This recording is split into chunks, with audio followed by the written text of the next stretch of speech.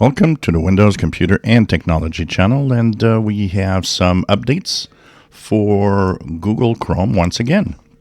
So this week we had two updates for Google Chrome. One arrived on Tuesday, and the other one arrived yesterday, late on Thursday, October the 9th. If you go on the upper right corner, three vertical dots, go into Help, go into About Google Chrome, and you will be moved on to version 141.0.7390.7677. Now, what is interesting is both mentioned that there was some bug fixes, but I didn't see any of the security fixes mentioned.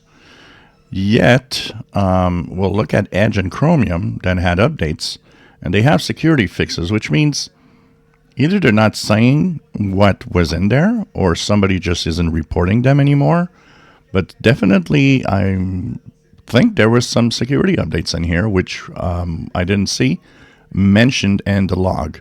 All I saw in the log was mostly bug fixes. I did see one log introduction that made me think about security because it had the information about a privacy problem within Chromium. So I think there are some security updates in here, and they just didn't mention them in their blog posts this week.